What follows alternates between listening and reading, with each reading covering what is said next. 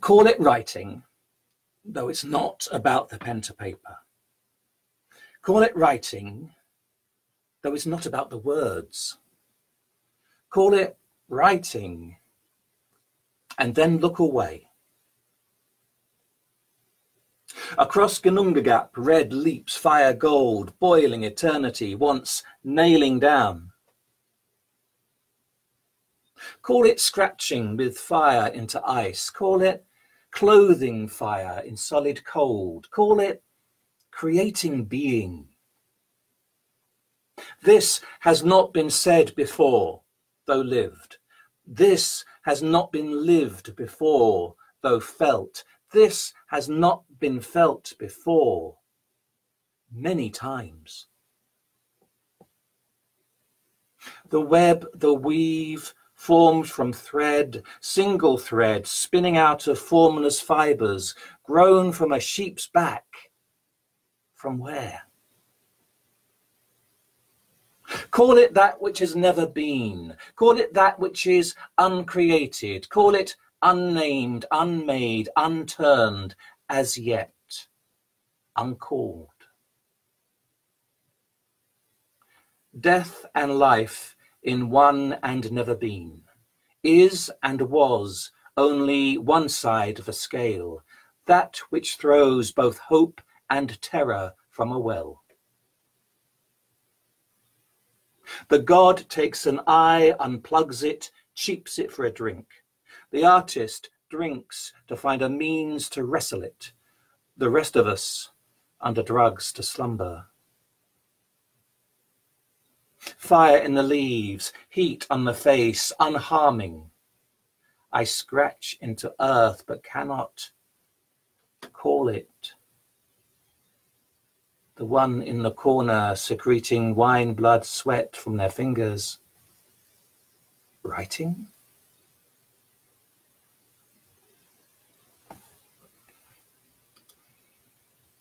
As you can see, I've met a certain beef with our language.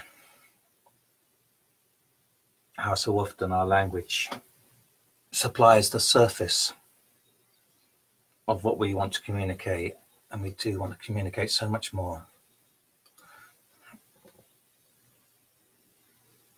Let's try something else. See, I see I've got a bunch of them to try, to offer you, and as I say, I don't necessarily know which one I'm going to do. This is something that I wrote many years ago. In fact, in 1990. Hands up if you remember then. And I was a very young poet, just beginning, as there are very many young poets just beginning now. And there was something about having my poem that felt so important. I called it Upstart. And it's thinking a lot about my own ignorance and my own inexperience and my own vulnerability as a writer. And a bunch of other young people around me. See what you think of it. Upstart. Tradition is torn from his book, the volume bequeathed him before he was born. Libraries stand in ruins, their banks burst by an adolescent hand. The irresistible wash of history is damned. The old man lies coshed. My years are no use to him. He's not had time for that many tears. He has ink on his fingers and writes on the back of scripture his meaning of bliss. In a scribbled rhyme, crude, unmetered, slack, first drafted and lewd. It is the only poem he has to hold him secure in the sea of words' immensity.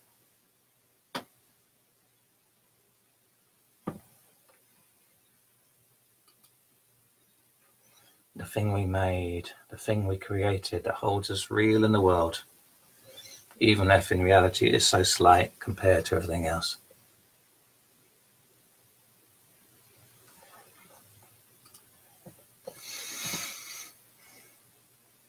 This is an odd one. I wrote it a couple of years ago when I was a period of quite low spirits, neglecting myself to a degree. Still writing though. And in many ways it helped me get through. In the same way that Upstart has their one poem and it's like, I'm real, this is real, the world's huge, but I'm real. And so in the same way, the poetry helped me through that. But it does end with the essential question to me about us and our relationship to poetry. I've called it composer. Stood in slippers, listening for voices. Wind doesn't need to know if it's hurting, doesn't have to care for the damage. Cold skin clutching after the heat it's losing. Fruit not crying out at the bite taken. At what point did it die? When people read poetry, why do they look at the words?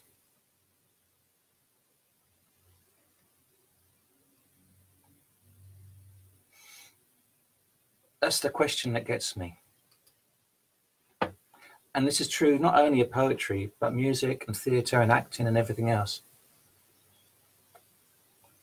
The actors who are watching will know, coming out of a performance and meeting the audience, some of the commonest questions are, how do you learn the words? Some of the commonest queries are notes on your performance. Aren't the costumes wonderful? The scenery wonderful? People talk about the physical side of what you've made. And it's not about, we all know it's not about that. It's not about you learning the words. It's not about even the shape of the words that I've put in the poem. There's some thought in that. There's something that we're trying to make, which is beyond the form, that goes through the form, that makes the form irrelevant. So don't worry about the words. Don't worry about the acting. Don't worry about me. Ignore me. Have a thought about the thought. Feel about the feel. So I almost wish I could be invisible sometimes and say, look, just have the feeling. Don't. So I'd love to know if other people have a similar thought to that, a similar feeling. I'm wondering if I've got a poem that would deal touches on that. I think I do. Where is it? The last. Well, I'll get to it. I've got so many I can't automatically find where they are. Okay, here's one that's popped up, which is something about the vocation of, I'll say, of being a poet, but also you could probably substitute any vocation for poet in this, because it's probably true that the vocation keeps us both alive and costs us at the same time. So this is called longevity. Aged 100, the poet was asked what had kept them alive. They said, ha! If I weren't a poet, I think I'd survive another 100 years at least. And then they went quiet and said, if I weren't, I'd have died age 5.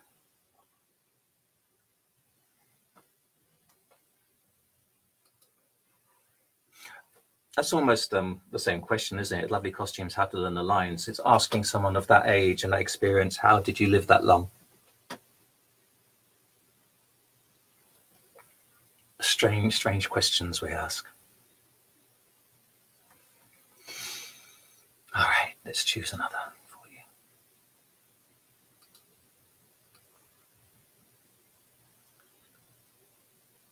This next one is probably more one to be read from the page, in that it is very much about the experience of writing to the page and being read from the page. And of course, overtly, we're talking about poetry and writing, but in many ways, we're talking about far more than that, because you could substitute reader, poet, or writer for many, many things. But here's the thing. The idea of me writing words, this world of thought, this stuff that I want to get over to you, I put them into words, the page goes out, you pick up the page, and then you write it. And of course, we might never meet. There might be centuries between us. But something of us does meet through this magical scripture that we do. So this is just a little meditation upon that dynamic, and recognizing also that it's also true of everything we do, whether it's artistic or not. The deeds that we do remain and are picked up and affect those down in the future. And so there is a link between us. So this is called shoulder. Because, you know, I am alone and I am writing to myself, perhaps the page. But it may go that time will bring these words to show. And where you are, where I am not, and you are reading to yourself, or perhaps this page is talking, still, the time has gone when these were wrote. But I am here, alone, with fingers on my keys and glowing screen, the page, and you are there, in company. Perhaps we are together, with the page, and our fingers tracing out a time in which I'm still alive, though here alone. You at my side.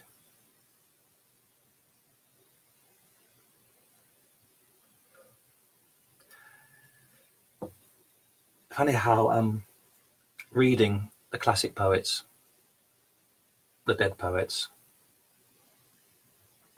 with an experience of being a poet myself,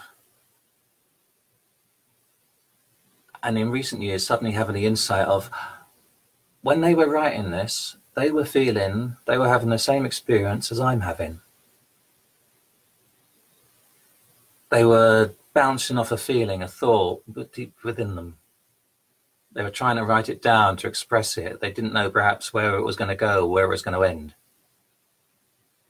They were as uncertain as I. That felt a very comforting thing. Not to imply that I'm as good as them. You can hope, you can try, you can aim to be.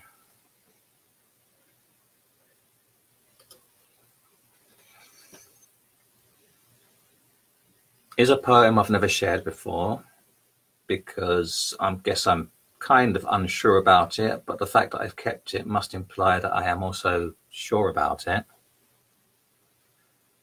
The odd thing about it is that it's unedited. It's pretty much it is as it was first written. And there was a thought behind that, not because I felt it was particularly the poem and that it didn't need any work as such. It was just that first draft of a poem. It's just because we're on the first draft of our lives, and we don't get to edit it and we don't get to revise it. And we write it as best as we can as we're going through it. So although overtly, again, it's about poeting, it's called first draft. The thought, if it's effective, is about something a bit bigger. First draft. This first line is like an unexpected love, finding that a pretty thought fancies you. You write it down like fingers fumbling at an unfamiliar bra strap. And when it's done, wet lines, you skip home down the page, blooming big inside. The next verse, you take a look at what you've managed to get down and meet again, perhaps the master of this rhyme, or else unsure. Repeat the line that went before, or hope for words unbidden.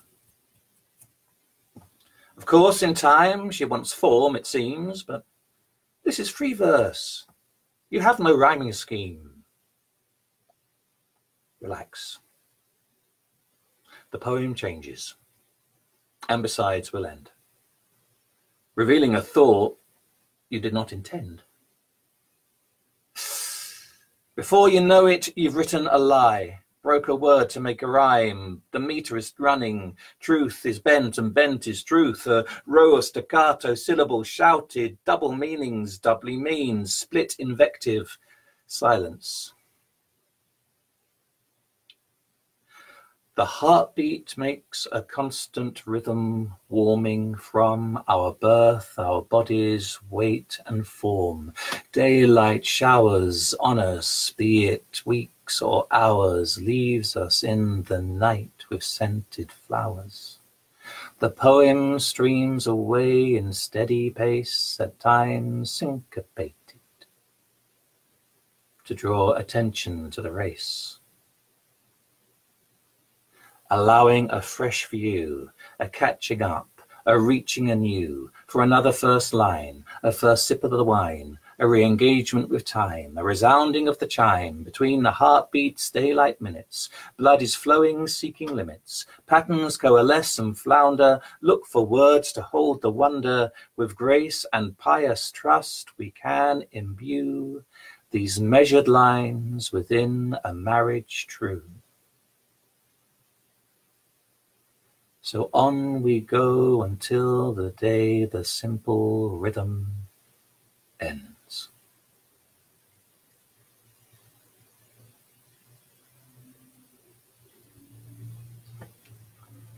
Interesting, that first draft. Yeah, still not quite sure what I make of it. We'll see. Tell you what though, all this speaking in metaphor does at times get tiresome. All this thinking of, he said one thing, but he means something else, can be confusing. So this one I called Proprosal, a reaction to that. Sometimes you just want a poem to say what it means, don't you? And maybe to mean what it says.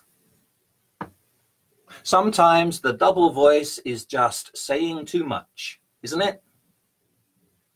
The listening for whispers from under the metaphorical floorboards, sigh. The looking for invisible ink burning between the lines. Sometimes abstruse is just no use. So please don't flash me your bright simile. Let me look at what is and know you love me.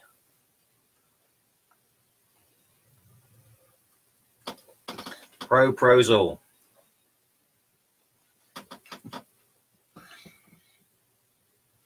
Gonna jump back another 30 years, if I've counted right, to 1989. Again, when I was just beginning as a writer. And I called it poem number 1. It goes like this. Poem number 1 was the best I'd ever done. Poem number 2, I copied from you. Poem number 3 had me in throes of ecstasy.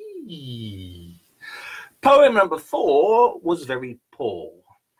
Poem number 5 seemed to be slightly somewhat contrived. Poem number 6, all my metaphors got mixed. Poem number 7, got it wrong. Poem number 8 was prosaic, yet ornate. Poem number 9, I'll never write another line.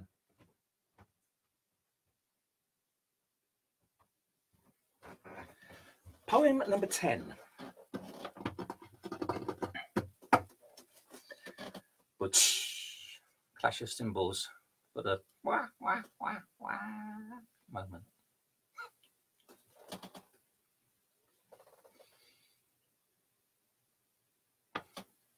This one, I think, just touches on poetry tentatively, because it's more about stillness. It's more about something that is occurring more and more in these years of waking up in the night when everything is so quiet. Came from last year's one called Still Night. The air's so still, you'd think the world's not breathing. Only an owl's whistle, like the end of a wheeze. I've gotten out of bed to make sure time's still flowing, pushing into downstairs to make a breeze. I saw the moon in a window as I passed. Passing is still happening, I said, as our eyes met. Glad, said the moon. I'm only half done. Not at all full yet. But otherwise, sound's taken the night off. Out in the town, perhaps, with all the lights. So even the moon's left a sign from afar, in cold reflection from the heights. I'd say the writing of this poem was my only proof of life, except a poem somehow frozen, like this still night.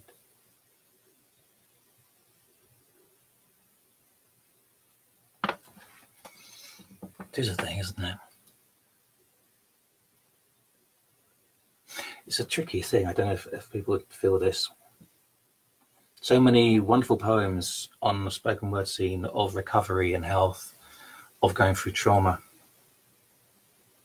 Sometimes you wonder whether repeating that poem is forcing the poet to somehow relive that trauma. I'm not sure what I mean by that quiet. I just don't want to. There's something of the feeling that's caught within the words. And sometimes the breath kind of insists on something, I don't know. How are we doing? We've done half an hour.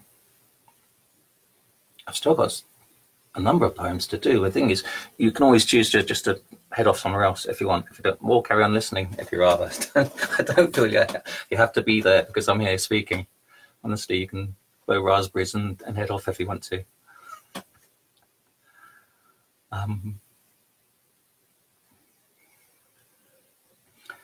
If you've listened to it before, you might remember a poem I did called The Tenterfield, in which a mother wafts a blanket over an empty hollow in the earth and reveals invisible beings running around inside. I've used that same image here in this very short poem called Waft. I hope it comes across in the speaking. Sometimes the writing is a throwing up of most insubstantial cloth, the gentle air bringing it to waft and settle upon the thought beneath, heretofore invisible.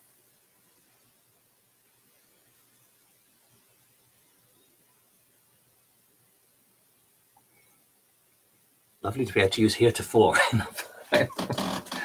That's, even just for that, I quite enjoy it. Although I do wonder it may be just too intense and too.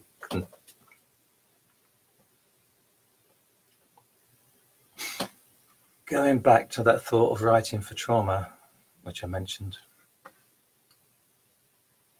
there is that writing of the thought of writing or poetry as something to write down things that would otherwise not be seen or said, that are kind of invisible unless they're spoken out.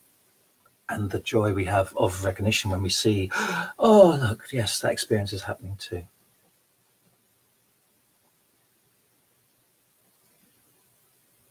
This is something called Started to Write.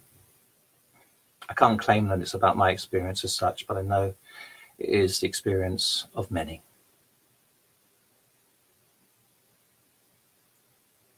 I started to write this poem because I felt you in the street, and your pacing was measured, too neat to be random walking, too full of I'll show them what I'm capable of. It showed in your feet. And I started to write this because your mood was strange, because the timing of your food was rearranged. And I started to write because the heat has come on at a different time, and the door is open and a light's on that hadn't been before I went to bed, and you're lying crisp on the sheet. And I started to write because more and more I'm learning how fearsome you can be, hand placed where I did not ask it to be, and eyes full of so much you have in store for me. If I'd just stop writing, crazy to say no, to keep you out, to say go. I started to write this poem in the hope you'd see.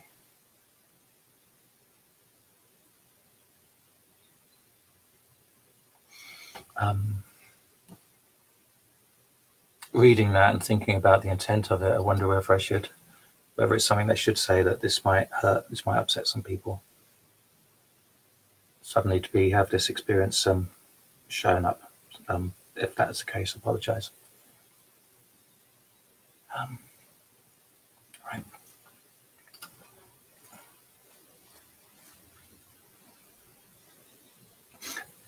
Writing is self-expression, and the thought of it being somehow locking a moment, locking a thought or a feeling into a moment, and almost keeping that feeling and thought alive in this present time. You feel it sometimes when you share a poem online or something like that, and it may be one of you in the dumps or in the most miserable place, and you share it, and you feel like you almost need to say underneath it, I'm all right, I'm okay. This was written last year, some time ago, whenever, because of people's concern. Bless. So this one plays on that idea a little bit, called 11 Hours. 11 hours since I wrote that poem, in that place where I could write that poem, in bed, in despair, and at the same time dragged. It was important to be there. Solace. It is a door, an icon. The sharp edges shine through. Needles. I hope it is a door. I hope it is a truth. Only its relevance is questioned now. It being yesterday.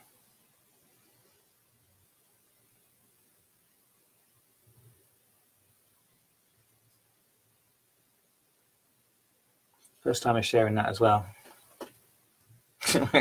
Questioning its relevance, questioning its truth as well. I was saying, oh my word, isn't it? Poets, artists, creatives, that cycle of, I want to create something, and I am creating something, this is the most brilliant thing I've ever created in my world. And then you go away and you come back to it and you think, oh, what a load of rubbish I made. Why am I so rubbish at this?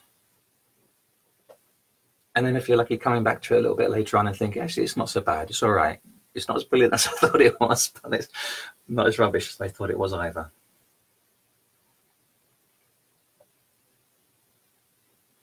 So looking at my list, hiya Bernie. I have 4 more that I pulled out of a whole stack of them. Wow. Still, I thought, keep it easy, keep it free-wheeling, keep it relaxed and not too heavy at times. What order to do these last 4? All right, I'll do this one. It's a poem that I don't particularly rate as great poetry or anything. But the question it asks is an interesting one. And maybe I'll come back to it and rewrite it and make it a better poem one day. Called Who? When these thoughts come so unbidden to my mind, it is difficult not to wonder, are they really mine? Or who is there wants these words to be said? Who is there sitting these thin words to be read? And have I seen these things in my report? Have I heard these truths that give such retort to all the densely held assumes of living, that hope to pour such balm upon the grieving? Who was it struck the bell that now reverberates within my heart and soul? Who was it sparked the match and bellowed at the blaze, incites my fingers, arms and hand amazed, to find this string of ink remains that had no being in or of my sense or brain? A spelling captive captures up my pen and bids me kneel in praise of her again.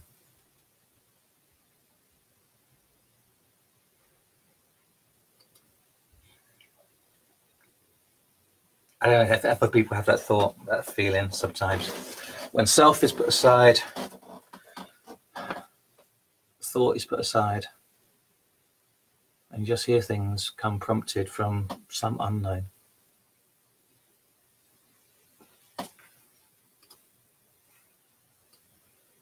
This is kind of on the same theme. There's something coming out of nothing. And again, I say, it talks about the poem, but it's also about the art, and it's about the acting, and it's about the music, and it's in the loving and the caring and the living day to day. It's about all of those things. Empty inside. I was shown inside.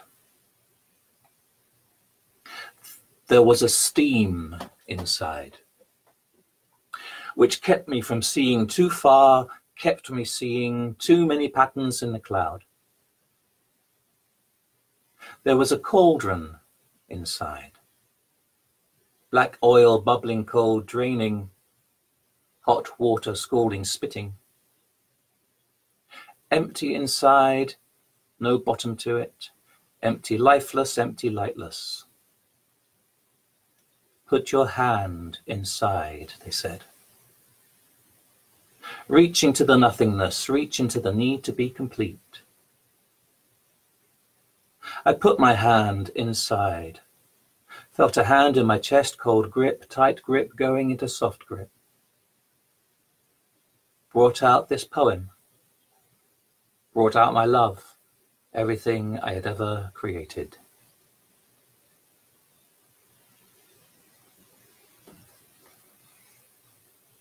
I'm still mulling over this, still pondering this thought, this idea of the emptiness that we live with and how everything comes out of it. I know that line of Shakespeare's, nothing comes from nothing. I don't think it's true. There is a sense in which everything comes out of nothing. Strange.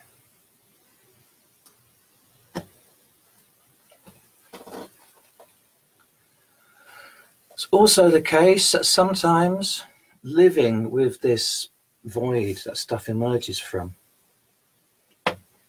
and sometimes it leads to heavy depression because you're so scared of it and unable to do anything about it, but still, sometimes the stuff just keeps emerging, and you want to say, stop. Can I have some peace, please? Can I just not be happy for a moment? There's a poem which I'm not reading today, I've sort of overlooked it, but it says essentially, can I not just write the one poem that somehow eases my urge to write poems? And so all I can do is just enjoy the moment of it. And then another poem comes along, kicks it out and says, no, we're writing this next one. And of course, I'm not just talking about poetry. So this one I call Poet. You know, I was there when the poet disappeared, and it was like seeing the moon go out. And there was no hole in the sky, just an empty acceptance of sky. It was like the end of breath, and not a suffocated end, just no longer a need to breathe. Air always present in the lung, renewed without the need to breathe. Imagine life without the despair of the sigh, without... I need the poet for this. The thrill of each inhalation, it was like the stilling of a blood tide. I was there when the poetry ceased, and it wasn't easing. The hand of the poet slumped, the arm took repose, the chest, well, you know. The face looked surprised again. The rhythmic declaration passing from its eyes, and there was peace. And the poet stood, took the broom, and swept the dead leaves and all the drop petals from the floor.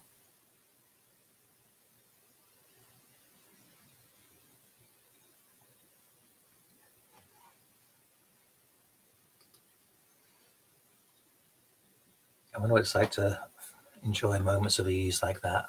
I'm sure we do, don't we? If we're lucky. I don't know. So one more that I haven't done, and then as I said at the beginning, I'm going to reprise the first one I've done. So if anybody's sat through the whole of these to see if you've gotten, whether it looks any different, we'll see. This one is called the Empty Aviary. It's in the collection Sabrina Bridge. It is a sonnet, but I say that because that's not important, just as the words aren't important. And it's the thought, the feeling, the life that's important. Did I say the title? The Empty Aviary. Write me a poem and let it be truth enough to raise a heart still beating out of an untended cage. For each beat to be a rapture remembered, with a down sweep of feathers and the muscle of wings, a lightness that says this beauty is freedom, strokes as lifting as effortless bone as breath, abandoning weight to the cages keep.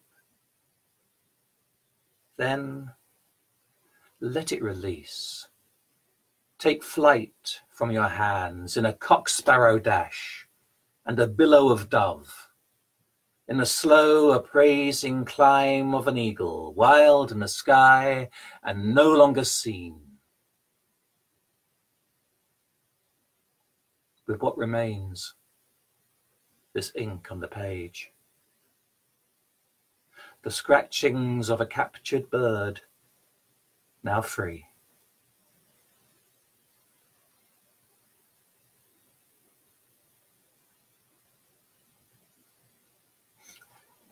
When I originally wrote that, the final line read, the droppings of a captured bird, now free. That might be a bit harsh. I know some people have felt, oh, no, that's too harsh, that's too crude. The ink on the page being nothing but droppings. It's kind of true, it's kind of not true also. So I changed it to scratchings, which has some of the same meaning. So, to finish this session, which has gone on for all of 45 minutes, thank you for staying with me this long, if you have stayed this long.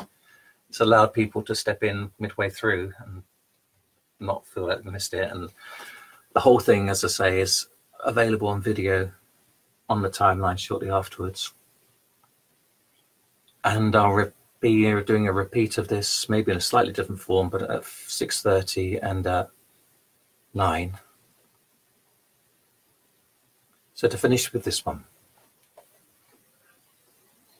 which was written in reaction to that misnomer, that word of writing,